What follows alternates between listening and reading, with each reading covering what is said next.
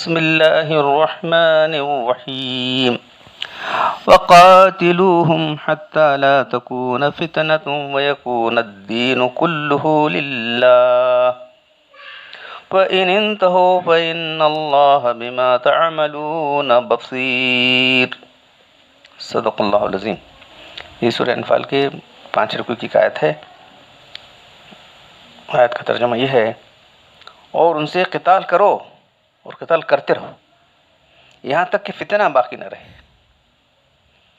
اور دین صرف اللہ کے لیے پوری طرح اللہ کے لیے ہو جائے، حکم سب اللہ کے لیے ہو جائے۔ اگر وہ باز آ جائیں فتنے سے تو بے شک اللہ تعالیٰ وہ جو کچھ کر رہے ہیں سب دیکھ رہا ہے۔ مولانا عثمان رحمۃ اللہ علیہ لکھتے ہیں، یہ جہاد کا آخری مقصد ہے، کافروں کا زور نہ رہے، ایمان سے روک سکیں یا مذہب حق کو موت کی دھمکی دے سکیں۔ تاریخ شاہد ہے جب کبھی کفار و غلبہ خواہ مسلمانوں کا ایمان اور مذہب خطرے میں پڑ گیا۔ اسپین کی مثال دنیا کے سامنے ہے، کس طرح قوت اور موقع آنے کے بعد مسلمانوں کو تباہ کیا گیا اور مرتد بنایا گیا۔ بہرحال جہاد و قتال کا اولین مقصد یہ ہے کہ اہل اسلام مامون ہو، مطمئن ہو کر خدا کی بات کر سکیں اور دولت ایمان اور توحید کفار کے ہاتھوں سے محفوظ رہ سکے۔ چنانچہ فتنے کی ہی تفسیر حضرت ابن عمر رضی اللہ تعالیٰ عنہ سے کتب حدیث میں نقل کی گئی ہے۔ اور جہاد کا آخری مقصد یہ ہے کہ کفر کی شوکت ٹوٹ جائے، حکم اکیلے خدا کا چلے، دین ایک سارے ادیان پر غالب آ جائے، للدین لیظہر الدین کلہ، خواہ دوسری ادیان باطلہ کی موجودگی میں، جیسے کہ خلفاء راشدین وغیرہ کے زمانے میں ہوا، یا سب کے باطل دین ختم ہو جائیں جیسے کہ نزول مسیح کے وقت ہوگا۔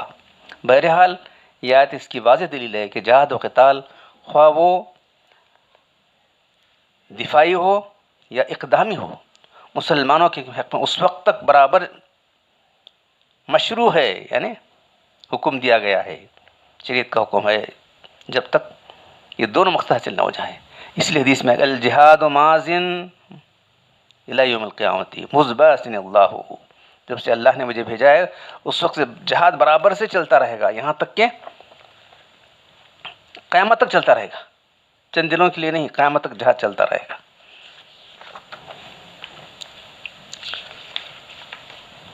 تو اللہ کا دین سارے ادیان پر غالب ہو کہ اللہ کا دین مغلوب ہو کے رہنے کی ہو سکتا ہے کہ بتائیے آپ؟ اللہ کا دین تو غالب ہونے کے لیے آیا ہے۔ یریدون لیطفئوا اللہ بافواہہم، یہ لوگ چاہتے ہیں کہ اللہ کے نور کو اپنے منہ کے پھونکوں سے بجھائیں، واللہ متم نورہ ولو کرہ الکافرون، اللہ اپنی روشنی پورا کر کے رہنے والا ہے، چاہے یہ انکار کرنے والے کتنا ہی اس کو برا مانے، کتنے ان کو ناگوار کیوں نہ ہو۔ والذی ارسل رسولہ بالہدی ودین الحق لیظہرہ علی الدین کلہ ولو کرہ المشرکون، وہی ہے جس نے اپنے رسول کو ہدایت کے ساتھ اور دین حق کے ساتھ بھیجا تاکہ اس کو پورے ادیان پر غالب کر دے، چاہے یہ بات شرک کرنے والوں کی اتنی ناگوار کیوں نہ ہو۔ تو یہ آیتیں مناسبت سے میں تلاوت کیا ہوں، ہماری حدیث جو آپ کے سامنے آ جا رہی ہے۔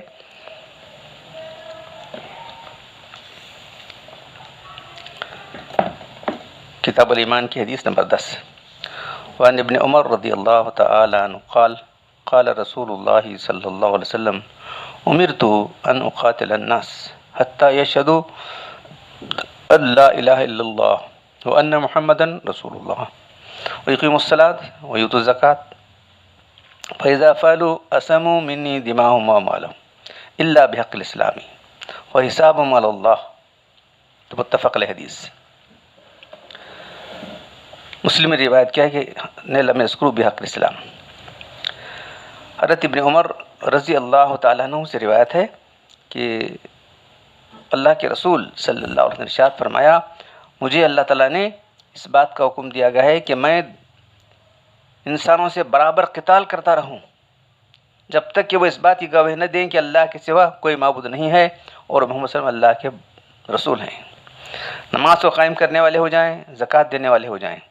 پھر ایسا وہ کرنے لگیں گے تو انہوں نے اپنی جان اور مال کو مجھ سے بچا لیا۔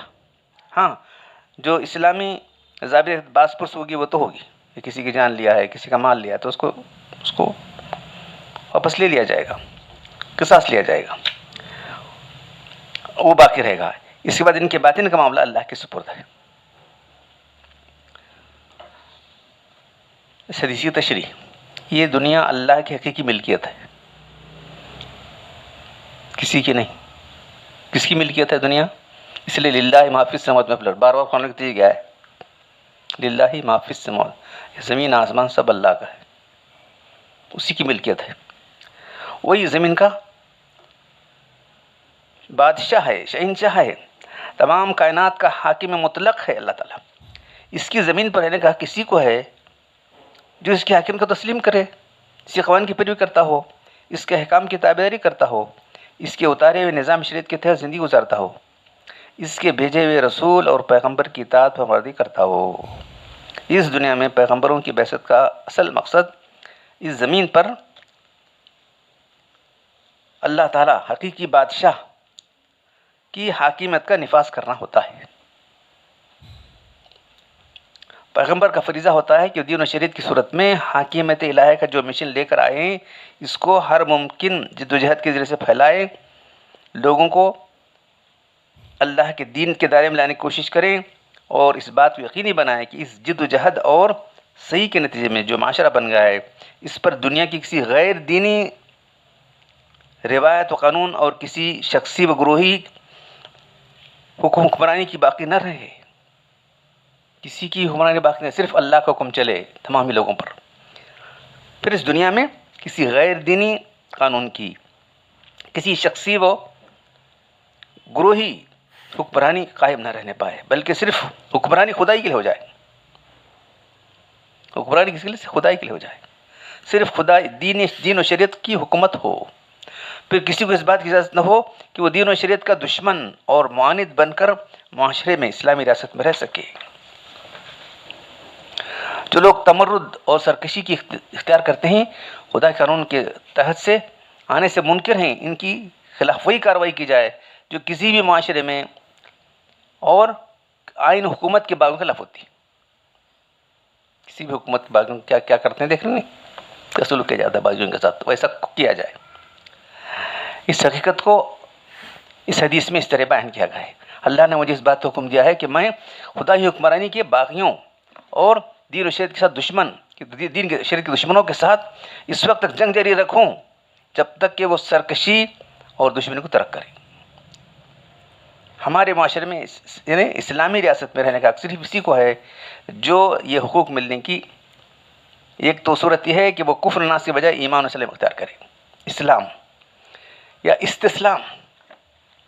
اس قانون کو کے اندر جو اس قانون کے خلاف نہیں کرتے ہوئے، اس کی تابعداری کرتے ہوئے جزیہ دے کر رہ جائے، کوئی کام اسلام کے خلاف نہیں کرے گا آدمی۔ استسلام، اسلام یا مسلمانوں کی تابعداری بن کر رہ جائے، تابعدار بن کر رہ جائے، یہ دو چیزیں۔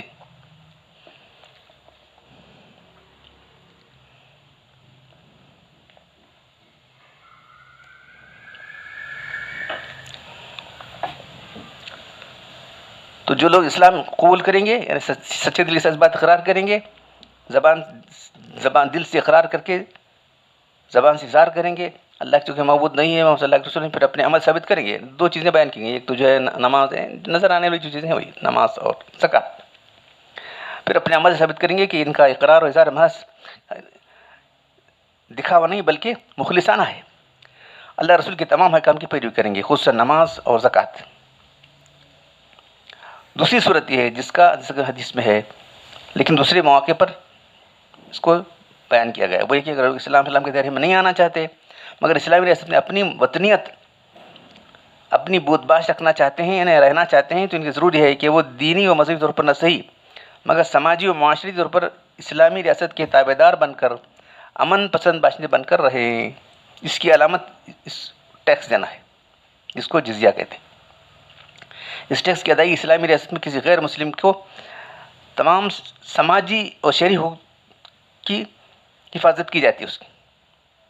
تو جو ذمہ ہوتا ہے اس کی جان مال عزت آبرو کی بات مسلمانوں کی ہوگی، ذمی کہتے ہیں، ہے نا؟ مسلمانوں نے اس کو ذمہ لے لیا، اس کو جزیہ دینا پڑے گا.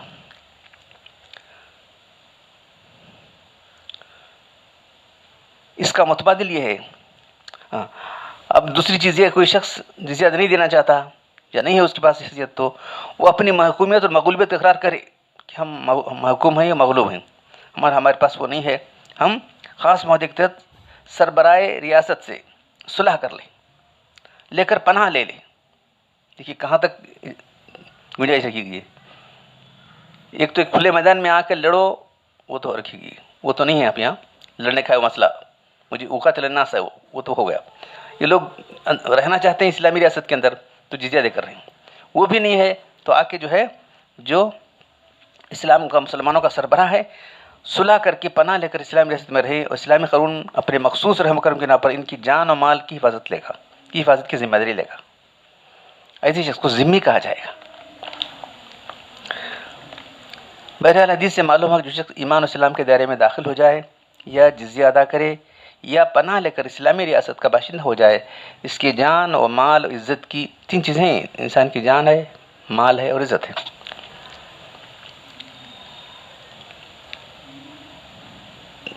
تو ان کی حفاظت کی تحفظ کی ذمہ داری اسلامی ریاست پر ہوگی، اور ریاست اپنے اسلامی قانون کے تحت ان کے تمام انسانی، سماجی، شہری حقوق کی نگہداشت کرے گی.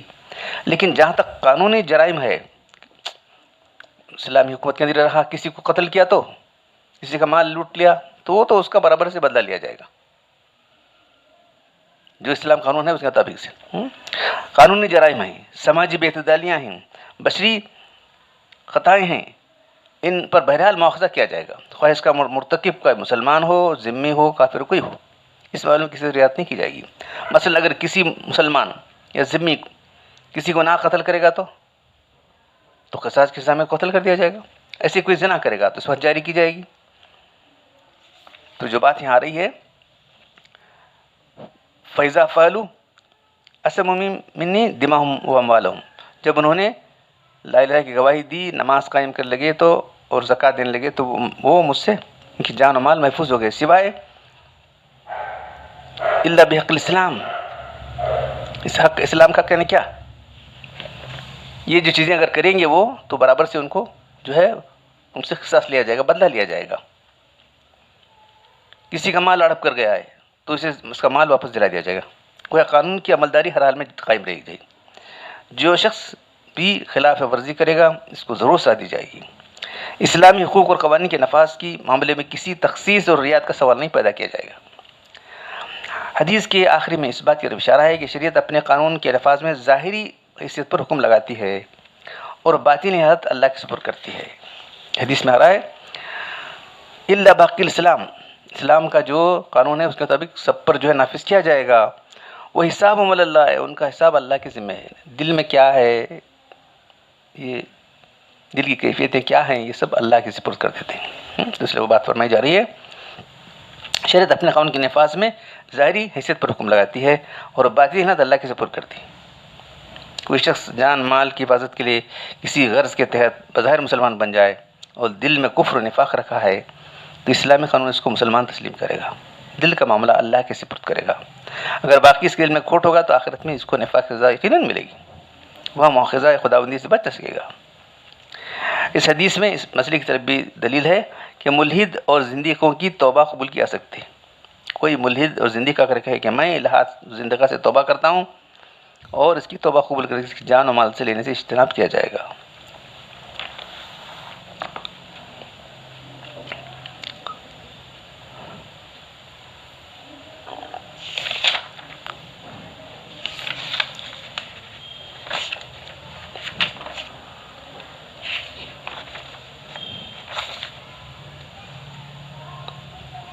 امیر تو مجھول کا صیغہ لگا، مجھے حکم دیا گیا. کون دینے والا حکم؟ اللہ کے رسول کو. اللہ کے سوا کون حکم دینے والا ہے؟ تو اللہ نے مجھے حکم دیا، اللہ کے رسول فرما رہے ہیں. اگر صحابہ کہتے ہیں کہ امیر نہ ہمیں اس پہ حکم دیا تو اس سے مراد اللہ کے رسول ہوتے ہیں. تو مطلب امرنی اللہ، مجھے اللہ نے نقاتل الناس، کہ میں قتال کروں لوگوں سے.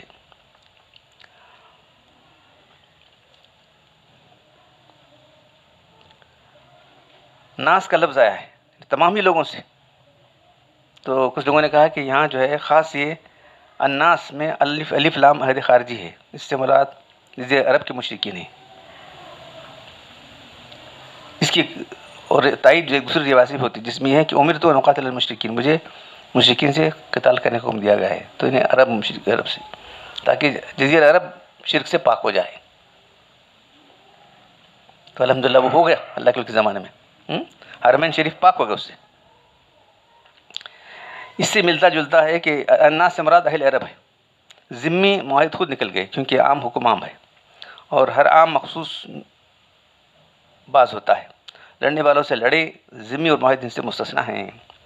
اس حدیث میں تعویل کرنے دیا گیا ہے کہ یعنی ہستا یستسلمو او یستسلمو، یہ حقیقت اسلام لے آئے، اسلام کے آگے جھک جائیں. دو چیزیں رکھی گئی. الناس جو لفظ ہے یا تو اس کو مخصوص کرو عرب کے لوگوں کے لیے، مشرکین کے لیے، یا اس کی تعبیر اس طرح کرو کہ یا تو اسلام قبول کریں، اسلام کے آگے جھک جائیں، کفر میں رہتے ہوئے اسلامی حکومت کو قبول کر لیں. صرف دو چیزوں کا ذکر ہے، شہادتین کا ذکر ہے، نماز روزے، باقی چیزیں نہیں. اس کا مطلب یہ نہیں کہ دوسری چیز نہیں کرنا ہے، بلکہ تفصیلات اسی میں شہادتین کا ذکر کرنے کے بعد سب کچھ آ گیا، دین ہی آ گیا. اب لفظ یہ ہے تاریک الصلاۃ. علماء نے تاریک الصلاۃ، نماز اگر جو نہیں کر تو کیا کرنا چاہیے اس کو. حتیٰ کیا لفظ ہے کہ وہ یقیم الصلاۃ ویت الزکوٰۃ، نماز قائم کرے ہو. تو تاریک الصلاۃ دو قسم کی، ایک وہ جو نماز چھوڑنے کو جائز سمجھتے ہیں، اس کا مذاق اڑاتے ہیں، یہ لوگ کافر اور مرتد ہیں، واجب القتل ہیں. دوسرے وہ لوگ ہیں جو سستی سے نماز نہیں پڑھتے مگر اس کی فرضیت کو مانتے ہیں، اس کو چھوڑنا ناجائز سمجھتے ہیں. اس قسم کے لوگوں میں فقہا کا اختلاف ہے، فقہا کا یعنی ائمہ کرام کا اختلاف ہے. اختلاف کی وجہ بھی قرآن کے نصوص میں ہے. قصدن متعمدن تارک صلاۃ، قصدن متعمدن تارک الصلاۃ نے کفر کا ارتکاب کیا ہے، جیسے کہ امام احمد بن حنبل اور یہ اسحاق بن راہویہ کا مسلک ہے کہ عمدن نماز چھوڑنے والا کافر ہے، اس کو قتل کیا جائے گا. یہ قتل مرتد کا قتل ہے. امام مالک اور امام شافعی کا مسلک یہ ہے تارک الصلاۃ کافر نہیں ہے مگر اس کی جرم کی سزا قتل ہے. یہ قتل کا مرتد کا قتل نہیں ہے بلکہ فاسق فاجر کا قتل ہے. امام ابو حنیفہ رحمۃ اللہ فرماتے ہیں یہ تارک الصلاۃ کافر نہیں ہے، اس کی سزا قتل نہیں ہے بلکہ حاکم وقت اس کو جیل میں رکھے گا جب تک توبہ نہیں کرتا، اور ہر نماز کے وقت کوڑے لگائے جائیں گے یہاں تک کہ وہ توبہ کرے یا جیل میں مر جائے. سلطان باہو رحمۃ اللہ علیہ فرماتے ہیں تارک الصلاۃ کو مسلمان قبر میں دفن نہ کیا جائے. سعدی رحمۃ اللہ علیہ فرماتے ہیں تارک الصلاۃ تو قرض نہ دو، جس خدا کا قرض ادا نہیں کرتا وہ تمہارا کیا ادا کرے گا. بہرحال نماز جیسی چیز جو ہے بہت سے لوگ بالکل غافل ہیں. زکوٰۃ کا معاملہ تو آپ کا معلوم ہے کہ اللہ کے رسول کے بعد جو ہے عربی کچھ قبیلوں نے زکوٰۃ دینے سے انکار کر دیا تو ابو بکر صدیق نے ان کے خلاف جہاد کر دیا.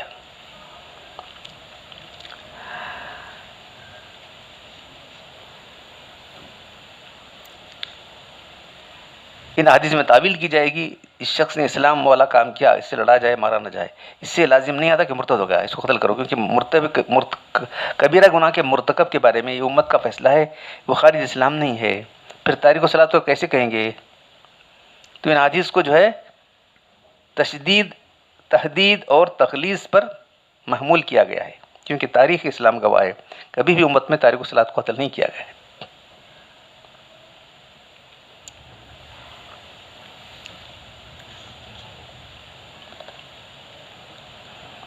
ترتیب احکام، نبی صلی اللہ علیہ وسلم جب مبعوث ہوئے تو توحید و تبلیغ کی تعلیم دی.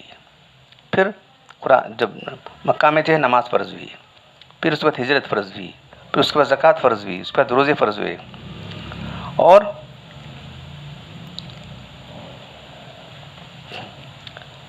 7 ہجری یا 9 ہجری کو جو ہے حج فرض ہوا، اس کے بعد جہاد فرض ہو گیا. تو پہلے دفاع کا حکم آیا، دفاعی جہاد تھا، اس کے بعد اقدامی حکم آ گیا. مسجد حرام کے پاس اور حرمین کے پاس، حرمین میں لڑنے کا سے پابندی تھی، وہ بھی اٹھا لی گئی. اشر حرم میں پابندی جنگ پر تھی، وہ بھی اٹھا لی گئی. آخر میں تا قیامت تک مطلق جہاد کو حکم آ گیا. تو آن صلی اللہ علیہ وسلم نے فرما دیا، عالم اعلان فرما دیا، امرت ان اقاتل الناس کا جو حکم ہے یہ اب باقی ہے. دیکھو، امرت ان اقاتل الناس، مجھے حکم دیا گیا کہ میں لوگوں سے جنگ کرتا رہوں. کب تک؟ قیامت تک یہ حکم ہے. اب آئندہ باقی ہے حکم ہے. یہ جو حکم ہے حدیث میں ہمیشہ باقی ہے.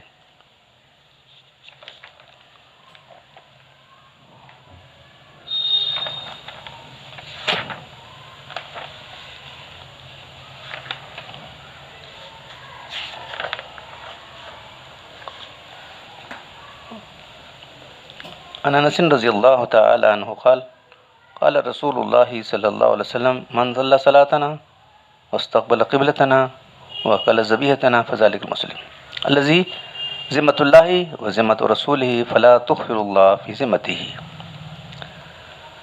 رواه البخاری.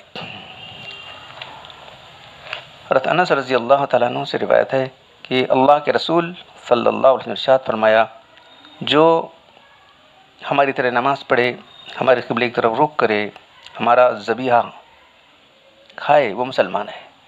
اللہ اور اللہ رسول کا عہد و پیمان ہے. جو شخص اللہ رسول کے عہد و پیمان میں ہے تم اس کے ساتھ عہد شکنی مت کرو. اصل ایمان اگرچہ تصدیق قلبی کا نام ہے، لیکن یہ اندرونی کیفیت ہے، قلبی صفت ہے، اس کا تعلق باطن سے ہے. اس طرح اقرار اگرچہ زبان سے متعلق ہے مگر وہ بھی ایک وقتی چیز ہے. لہذا 2 دنوں میں کھلا ہوا امتیاز جن چیزوں سے ہوتا ہے، ایک آدمی کیا کر رہا ہے، تو یہاں 3 چیزیں بیان کی گئیں. تو یہ چیزیں اٹھ کر نظر آنے والی تھیں، نمایاں طور پر نظر آنے والی تھیں، اس لیے 3 چیزوں کو بیان کیا گیا ہے. ابھی بات یہ آئی تھی کہ جو ہے نماز پڑھے اور زکوٰۃ دے تو وہ اسلام میں داخل ہو گیا. اسلام میں داخل ہونے، شہادتین گواہی دے اور یہ کرے. تو یہاں جو ہے یہ کرنے والا لوگ مسلمان ہے. اس کے ساتھ جو ہے تمہارا اسلام کا، مسلمانوں کا عہد و پیمان ہے، اللہ اور رسول کا، ان کے ساتھ تم جو ہے بدسلوکی مت کرو، ان کے ساتھ جو ہے کسی طرح کی بد عہدی مت کرو. یہ فرمایا جا رہا ہے.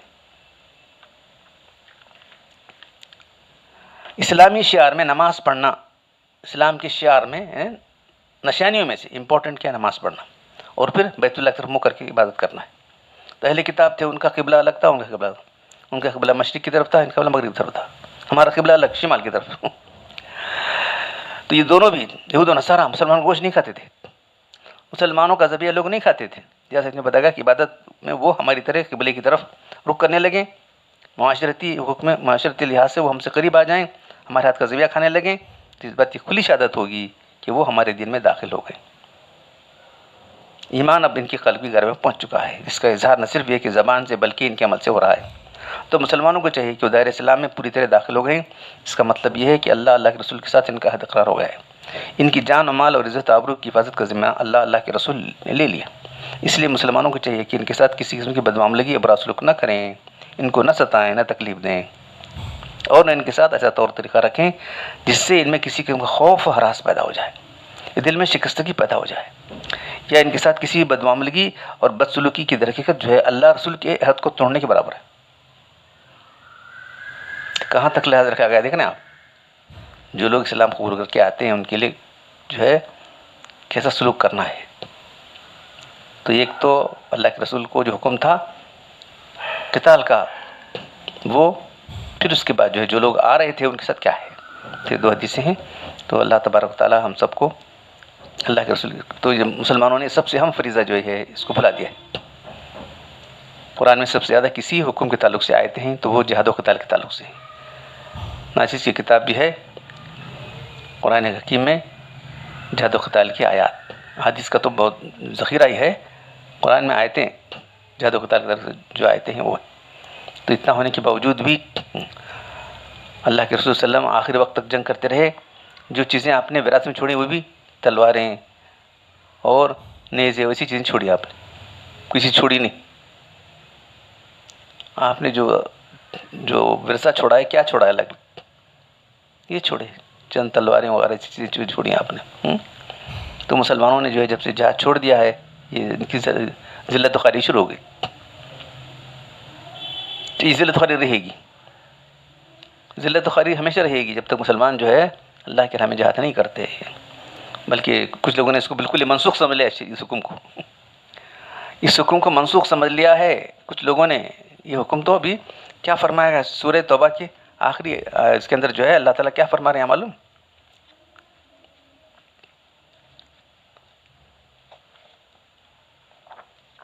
آخری رکوع کے اندر یا الذین آمنوا قاتلوا الذین یلونکم الکفار ولیجدوا فیکم غلظہ واعلموا ان اللہ مع المتقین. اس سورۃ توبہ آخری آیت یعنی آخری سورۃ نازل ہونے والوں سے. اے وہ لوگوں جو ایمان لائے ہو لڑتے جاؤ، ترجمہ دیکھیے شاہ عبد القادر، لڑتے جاؤ جو ان کفار سے جو تمہارے نزدیک ہیں، یلونکم جو تمہارے قریب ہیں، ولیجدوا فیکم غلظہ اور چاہیے کہ وہ پائیں تمہارے اندر سختی، ہے نا، دین کی سختی پائیں، تم کفر کے لیے شرک کے لیے کچھ ذرا نرم نہ ہو. وعلموا ان اللہ مع المتقین، جان لو کہ اللہ متقی لوگوں کے ساتھ ہے. دیکھیے کیا بات ہے، اللہ تعالیٰ کیا فرما رہا ہے اور ہم کیا کر رہے ہیں. تو جب سے چھوڑ دیا مسلمانوں نے وہ یہ آتنکواد بولتے ہی منہ سے نکالنا بند کر دیا. اللہ کے نام جہاد کرنے کے بعد آتنکواد بولتے ہی بس. کچھ لوگوں نے تو اللہ کے رسول کے جہاد کے لیے بھی جو ہے الٹی سیدھی تعویلیں کی، کبھی تلوار نہیں اٹھائی اللہ کے. اعتراض لوگوں کے اعتراض کی وجہ سے اللہ کے رسول کی سب جو ہے تعبیرات غلط کرنا بولے کیسی عجیب بات ہے. تو بہرحال یہاں تو جو صاف ہے اس میں کوئی قسم کی تعویل نہیں چلے گی. یہ صحیح مسلم صحیح بخاری کی حدیث ہے، کون کچھ بھی کر سکتا نہیں یہاں پر. امیر تو مجھے اقاتل الناس تمام انسانوں سے مجھے اس بات کو مجھے کہ میں ان سے قتال کرتا رہوں. اللہ تعالیٰ مجھے آپ سب لوگوں کو دین کی صحیح عطا فرمائے اور اللہ کے راہ میں جدوجہد کرنے کی توفیق دے. سبحان ربک رب العزت عما یصفون وسلام علی المرسلین والحمد للہ رب العالمین.